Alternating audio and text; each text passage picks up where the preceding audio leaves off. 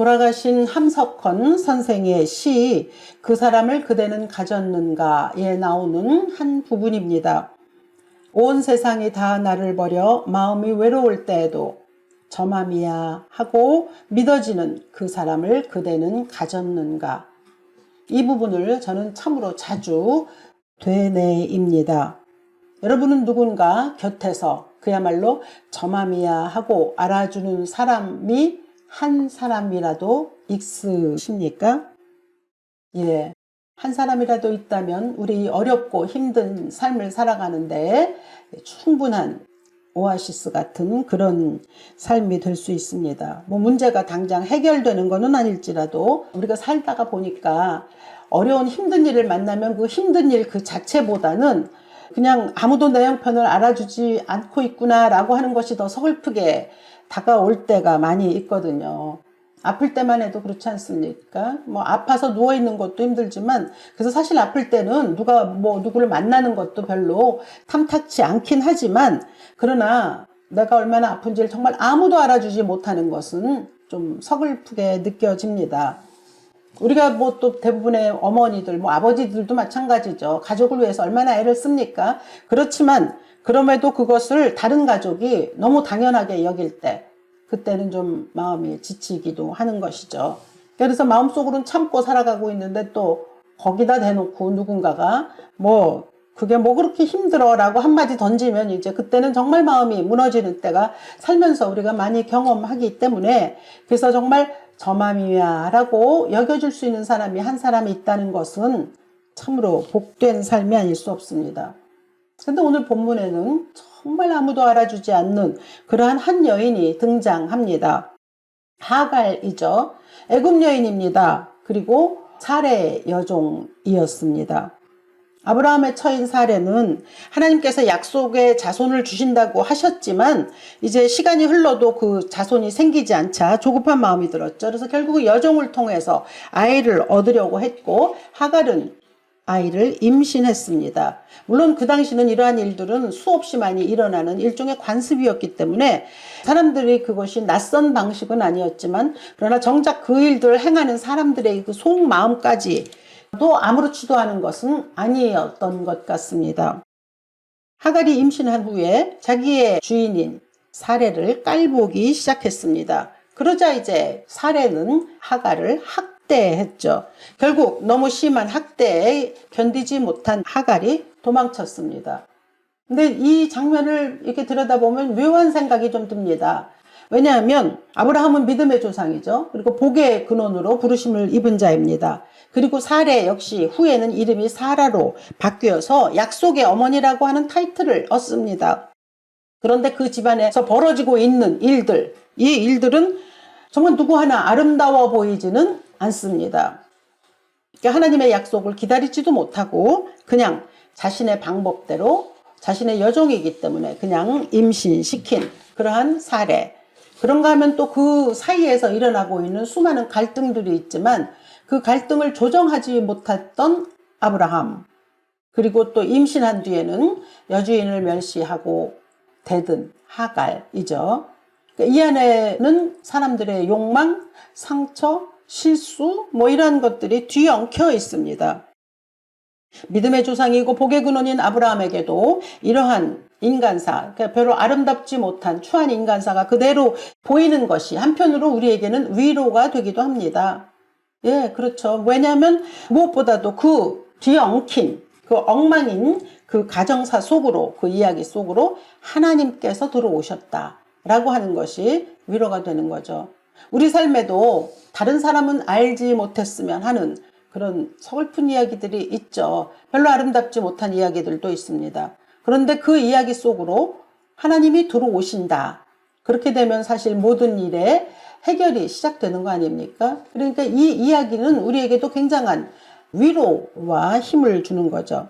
오늘 7절을 보니까 여호와의 사자가 광야의 샘물 곁 곧 술길 샘 곁에서 그를 만나.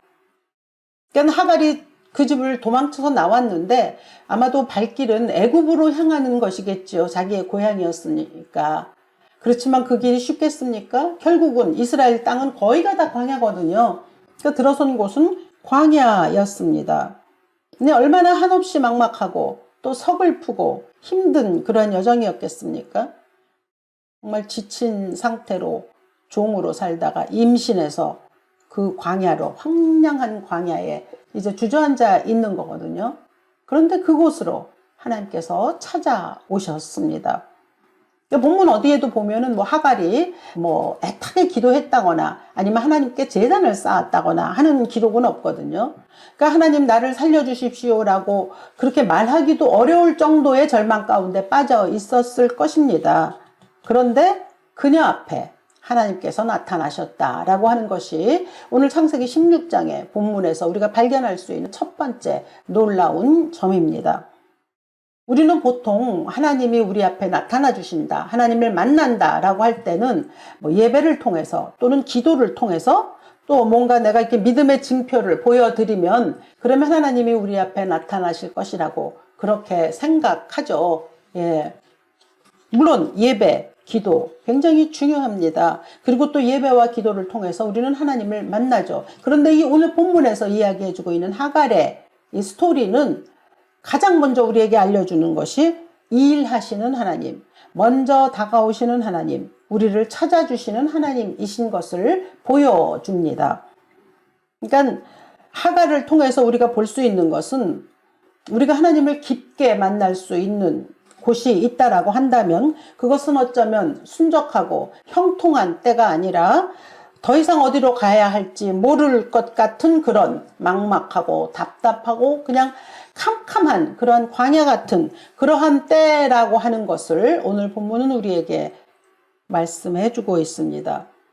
그렇다면 그렇기에 오늘 지금 저나 여러분이나 우리 모두가 또 이 말씀을 듣고 계시는 분들 가운데 누구라도 삶이 좀 어렵고 또 꼬여있고 지금 광야 한복판에 있는 것 같은 그런 생각이 있을 때는 바로 이 지금이 하나님이 내 앞에 출현하실 때다라고 하는 그 말씀으로 먼저 위로를 얻으시기를 바랍니다.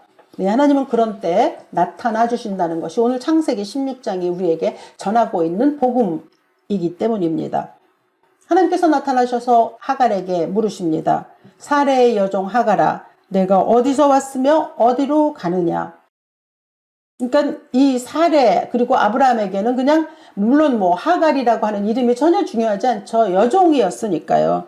근데 그 더군다나 지금 주인에게 대들다가 쫓겨난 거 아닙니까? 그러니까 주위 사람들도 하갈이라고 하는 이 여자를 말할 수 없이 무시했을 것이고 멸시했을 것이 너무 뻔합니다. 그런데 하나님께서는 그녀를 이름 없는 한 보잘것없는 여종이 아니라 하갈이라고 하는 이름으로 그에게 나타나셨다는 거죠. 그래서 그녀의 이름을 불러주셨습니다.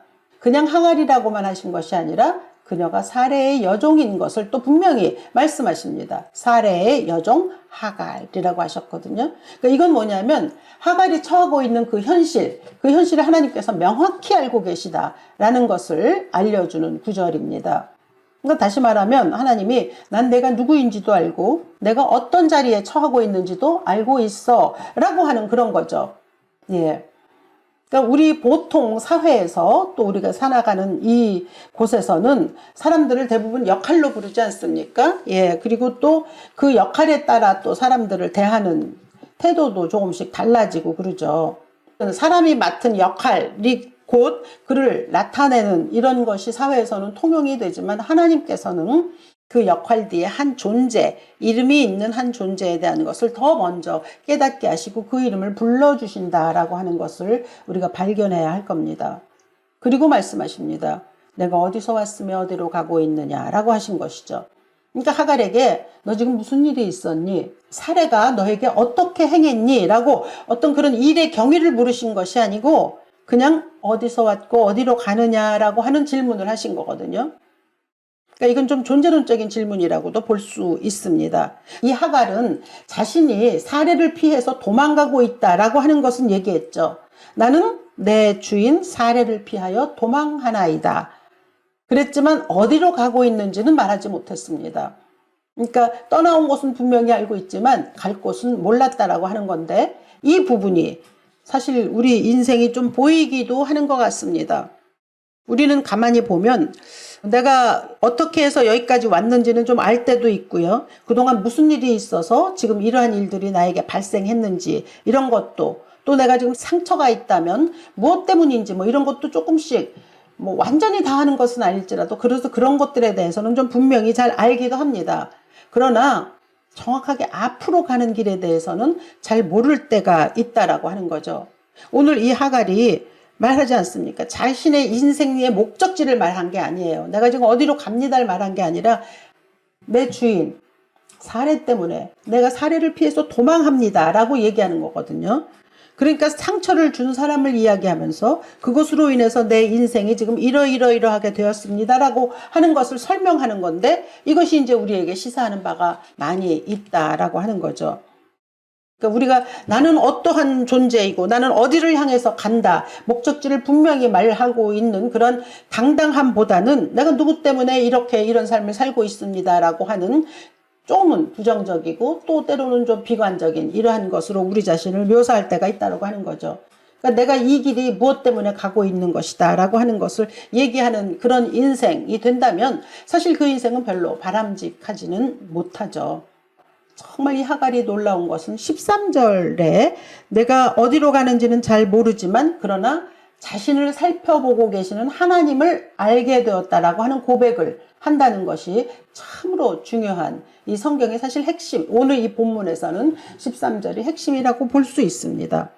하나님은 나를 지켜보시는 하나님이시다 라고 말했다는 거죠. 또 그 이후에 뭐 하나님을 만났다고 해서 그의 미래가 막 다 뭐 장밋빛이라던가 아니면 또 하갈이 자신의 미래가 이렇게 될 것이라는 걸 다 알고 걸어갔다라고 하는 것은 아닐지 모르지만 하갈이 단 하나 깨달은 건 하나님은 나를 보고 계셔 라고 하는 바로 그 사실인 거죠. 그리고 이것이 참으로 중요한 겁니다. 내가 앞으로 어떻게 될 일이, 어떤 일이 있을지를 알고 있다는 그 사실보다는 하나님이 나를 보고 계시다, 그 사실이 더 중요하다는 거죠. 우리도 그러잖아요. 자주 내가 어디로 가야 할지, 내가 갈 목적지는 어딘지, 또 미래에 대해서 참 궁금해하고 그러기도 하는데, 이 오늘 말씀이 우리에게 주시는 것은 하나님이 우리를 보고 계시다라고 하는 그 점을 상기해야 한다라고 하는 거죠. 그러니까 16절의 핵심은 하갈이 길을 찾은 게 아니고 광야에서도 자신을 잃어버리지 아니하고 보고 계시는 하나님을 발견했다라고 하는 바로 그 점입니다. 하갈에게 말씀하시지 않습니까? 11절에서 내가 내 고통을 들었음이니라. 그냥 기도하지 않았거든요. 제단 쌓지도 않았어요. 그냥 절망 가운데 광야에 주저앉아 있었어요. 그러니까 그녀의 마음속에 탄식, 고통, 그죠? 또 울음, 뭐 이거 다 하나님이 들으셨다라고 말씀하는 겁니다. 그동안에 종으로 살면서 학대당했던 그 수많은 고통들, 사람들로부터 받았던 멸시, 뭐 이런 아픔, 그리고 이제 광야에서 느꼈던 그 두려움으로부터 나오는 여러 가지 불안감, 이 모든 것의 음성, 들리는 목소리를 다른 사람 아무도 듣지 못하지만 그러나 하나님이 들으셨다라고 하는 거죠. 그러니까 사람에게 들리지 않는 소리가 있습니다. 아무리 내가 뭐 외쳐도 아니면 외치지 않고 있어도 사람은 듣지 못할 때가 있으나 하나님은 들으신다라고 하는 이 사실만을 정말 우리 모두가 좀 깨달을 수 있기를 바랍니다. 그리고 하나님께서는 그녀에게 약속하셨습니다. 앞으로 아들을 낳을 것인데 아들의 이름을 이스마엘이라 하라. 이스마엘, 히브리어로 하나님께서 들으신다라고 하는 말입니다. 하나님이 들어주신다는 거죠. 네. 그러니까 어쩌면 하갈은 평생 살아가면서 이스마엘을 기르면서 하나님께서 내 탄식, 내 소원, 또 내 마음의 기도, 또 기대 다 듣고 계셔라고 하면서 살아가지 않았을까, 그렇게 생각이 되죠. 이 말씀을 읽으면서 우리 모두에게도 또 슬픔이 있고 또 탄식이 있고 고통이 있습니다. 누구에게도 쉽게 말할 수 없는 아픔이 많이 있죠. 저는 목사라서 그런지 모르겠는데 좋은 일보다는 나쁜 일, 뭐 나쁜 일이라고 말하기엔 좀 그런데 하여튼 어려운 일, 또 고통스러운 일, 병이 생겼을 때 이럴 때 참 사람들이 많이 저에게 연락을 해옵니다. 그만큼 외롭고 힘들고 또 의지하고 하나님께 의지하고 싶은데 이제 목사라고 하는 타이틀이 그렇게 할 수 있는 여러 가지 힘을 좀 준다고 여기시는지, 그래서 제 주위에는 정말 어려운 분들이 너무도 많습니다. 그리고 그 어려움의 다양성이라고 하는 것은 이루 말로 할 수가 없습니다. 네, 그렇게 세상은 힘듭니다. 그런데 제가 드릴 수 있는 말씀은 그 모든 어려움과 먹먹함으로 우리가 지내고 있을 때 사람은 사실 생각보다 잘 모르거든요. 그러나 우리 하나님은 알고 계시다라고 하는 거죠. 하갈에게 말씀하지 않으셨습니까? 내가 내 고통을 들어주었다 라고 말씀하시는 거죠. 그랬을 때 하갈이 응답한 게 뭐냐면 엘로이, 나를 보고 계시는 하나님이 계셨군요 라고 응답했다는 거예요. 얼마나 귀한 관계입니까? 하나님은 하갈의 음성을 들으시고 하갈은 자신을 보고 계시는 하나님을 만나는 바로 그러한 장면입니다. 그러니까 이러한 말씀을 보면서 그래, 하나님을 만나고 하나님이 나를 보고 계시다면 모든 것이 된 거구나 라고 하는 그런 결론을 내릴 수가 있습니다. 물론 이 다음에 하갈이 이제 돌아가잖아요. 사레의 수하로 돌아가라 라고 하나님께서 명령하셨거든요. 그러니까 이 말씀을 들으면 또 어떤 분들은 좀 너무 잔인한 거 아닌가 이렇게 얘기하시는 분들도 있는데, 예, 모든 성경에 나오는 말씀은 다 그 안에 컨텍스트, 그러니까 어떤 상황이 중요한 거거든요. 이건 구속사적인 특정 상황에서 하갈에게 주어진 말씀이기 때문에 오늘날 뭐 학대받는 자들이라는 건 다 그렇게 그 수하로 돌아가야 한다라고 이렇게 일괄적으로 단순하게 적용을 할 수는 없죠. 아무튼 하갈에게는 그렇게 말씀하셨고 하갈은 돌아갔죠. 그러니까 여기서 우리가 깨달아야 할 점이 있다라고 하면 하갈은 그 집에서 나왔을 때와 그리고 다시 그 집으로 돌아갔을 때 사람이 다른 사람이 되었다라고 하는 그 점입니다. 광야로 나갔을 때는 버림받은 자였죠. 그러나 지금 돌아갈 때는 그냥 한 가지를 쥐고 갑니다. 나를 보고 계시는 하나님이 계셔라고 하는 거죠. 나를 보고 계시고 내 아픔을 알아주시고 그리고 또 모든 것을 들어주시는 그분이 계시다. 그러니까 돌아온 곳은 같은 곳이죠. 그러나 사람이 바뀐 거죠. 같은 사람으로 돌아가지는 않는다라고 하는 거죠. 그래서 하갈은 돌아가서 또 좀 여전히 힘든 삶을 살아갑니다. 창세기 21장을 보면 이번에는 이스마엘과 함께 쫓겨나거든요. 그때도 아브라함이 쫓아내는 것이죠. 그러니까 참 이런 걸 보면 한없이 속 좁은 아브라함의 모습을 볼 수가 있고요. 비겁하고 비열하기 짝이 없는 자기 여종이지만 아들이잖아요. 근데 어떻게 그렇게 내쫓습니까? 근데 그럴 때 하나님께서 다시 나타나시죠. 그래서 하갈이 그 이스마엘과 더불어 광야에서 막 그때는 엉엉 울었다고 성경이 기록하거든요. 그럴 때 하나님께서 나타나셔서 말씀하셨을 때 성경은 이렇게 기록합니다. 하나님이 그 어린아이의 소리를 들으셨으므로, 그 아이의 탄식을 들으셨다는 거거든요. 아이의 울음소리를 들으셨다는 거거든요. 참 마음이 아픈 부분이기도 하지만 그러나 한편으로는 또 마음이 엄청 놓이는 부분이기도 합니다. 그러니까 이런 걸 보면 하나님이 나타나시고 그리고 또 보살펴 주시고 우리의 모든 것을 듣고 계시고 보고 계신다 할지라도 그게 고통이 아예 사라지는 방식으로 일하시는 것은 아니다라고 하는 것을 알 수 있습니다. 그러니까 고통 가운데 혼자가 아니라는 방식으로 하나님께서 일하시지 고통을 다 면해 주신다라고 하는 건 아니라는 거죠. 그러니까 하나님이 나를 살피신다는 건 내가 원하는 것대로 이런 건 힘드니까 없애주시고 저런 건 또 귀찮으니까 다 사라지게 해주시고 이런 것은 아니죠. 그냥 그 광야일지라도 어려운 가운데일지라도 하나님의 시야 밖으로 내가 밀려나지 않는다라고 하는 것을 하나님께서 보여주시는 거죠. 근데 이 차이는 굉장히 중요한 겁니다. 하나님이 시야에서 내가 언제나 그 시야 안에 들어있다라고 하는 거. 얼마나 안심이 되는 말씀입니까? 이 창세기 16장에서 우리가 발견해야 되는 가장 중요한 점은 한 아이가 태어나기도 전에 하나님께서는 그 아이의 이름을 정하셨다라고 하는 점입니다. 그게 이스마엘이죠. 하나님이 들으셨다. 그리고 그 아이의 어머니 하갈은 엘로이, 하나님을 엘로이라고 불렀거든요. 나를 살피시는 하나님, 나를 보고 계신 하나님이라고 고백했다는 이 하나님과 한 여성과의 관계를 우리가 조명해야 하고 또 그 관계 속에서 우리는 우리의 믿음을 키워가야 하는 것이죠. 이 성경에 나오는 거대한 역사 이전에 하나님께서는 역사를 다루시는 분이시기도 하지만 그러나 한 개인의 삶에도 아주 구체적으로 개입하십니다. 그래서 광야에 있는 한 여인의 울음을 보고 계셨고 듣고 계셨다는 거죠. 즉 아무도 모르는 것 같을 때, 아무도 내 주위에는 없는 것 같을 때, 나 혼자 무거운 짐을 지고 가고 있는 것 같이 괴롭다고 생각할 때, 그때 이 하갈의 이야기를 떠올리실 수 있기를 바랍니다. 아니 그렇지 않아. 내가 얼마나 힘든지 사실 가족들도 잘 모를 때가 더 많거든요. 그리고 가까운 사람이라서 다 아는 건 아니죠. 그래서 함석헌 시인도 그렇게 얘기했겠죠. 한 사람이라도 있다면, 예, 우리가 기도해도 응답이 없는 것 같을 때가 얼마나 많이 있습니까? 그럴 때 저는 여러분들이 이 창세기 16장을 떠올리실 수 있기를 바랍니다. 아무도 모르고 아무도 듣지도 않고 관심이 없는 것 같아도 하나님 보시고 계시고 듣고 계시고, 우리가 제대로 이해하지 못해도 하나님은 우리의 모든 것을 알고 계시다라고 하는 점입니다.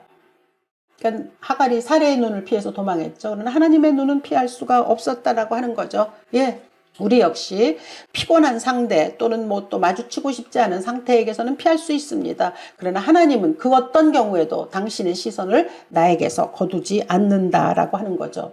그렇잖아요. 우리가 나이가 들어가면 점점 또 느낄 수 있는 것이, 뭐 은퇴를 하시는 분들이 제일 힘들어하는 게 관계가 이제 좀 더 멀어지고 서먹해지고 이런 거라고 하죠. 내가 하던 일 그만두게 되면 찾지 않는 게 사실은 맞습니다. 그런 까닭에 이제 사람들로 하여금 은퇴한 이후에 노년의 삶을 잘 가꾸어야 한다는 말도 들리기도 하죠. 그러나 어쩔 수 없이 모든 사람의 시야에서는 멀어질 수밖에 없습니다. 그러나 하나님의 시야에서는 절대로 사라지지 아니하고 또 작아지지도 않는다는 거죠. 예. 그것이 우리에게 위안이 되고 또 그것으로 인해서 우리의 삶을 밝게 가꿀 수 있어야 할 것입니다. 하갈이 하나님을 광야에서 만난 뒤에 모든 일이 완벽하게 해결된 건 아니지만, 그러나 하갈은 달라졌습니다. 자신의 인생이 아무도 모르는 인생이 아니라 하나님께서 보고 계시고 듣고 계시고 내 이름도 알고 계시고 내 자식의 이름까지 지어주시는 그 하나님이라고 하는 것을, 그래서 내 삶은 그렇게 하나님의 손에 쥐어진 삶이라는 걸 알았거든요. 그것을 아는 것과 그것을 모르고 사는 것과는 엄청난 차이가 있지 않겠습니까? 아브라함의 하나님, 사레의 하나님, 동시에 하갈의 하나님이셨습니다. 동시에 우리의 하나님, 나의 하나님이시기도 합니다. 그분이 내 이름을 아시고 내 문제를 아시고 지금도 보고 계시고 내 속의 모든 기도와 소원과 간구와 기대와 바람을 다 듣고 계신다라고 하는 거죠. 이스마엘, 하나님은 들으신다. 엘로이, 하나님은 보신다. 이것이 오늘 창세기 16장이 우리에게 주시는 은혜입니다. 하나님께서는 오늘도 우리의 삶의 일거수일투족을 보고 계시고 듣고 계시고 그리고 일하고 계십니다. 그러다가 결정적인 순간에 나타나시는 거죠. 개입하시는 거죠. 그리고 간섭해 주십니다. 그리고 당신의 뜻을 이루어 주시죠. 좋으신 하나님이십니다. 그러니 좋은 쪽으로 해결해 주실 것입니다. 지금 광야에 혹시 머무는 것 같은 혹독한 삶을 지내시고 계시다면 어딘가에서 나를 보고 계시는 그 하나님을 떠올리십시오. 어딘가에서 내 마음속에 깊은 곳의 탄식까지도 듣고 계시는 그 하나님을 생각해내시고 기억해내십시오. 이 막막한 삶에, 때로는 삭막한 삶에 최고의 지존인 하나님이 나와 함께 하신다라고 하는 그 사실을 틀림없이 기억해내시고 그 기억을 여러분의 것으로 만들며 살아가시기를 바랍니다. 살다 정말 아무도 없는 줄 알았는데, 아무도 모르는 줄 알았는데 그곳에 하나님이 계십니다.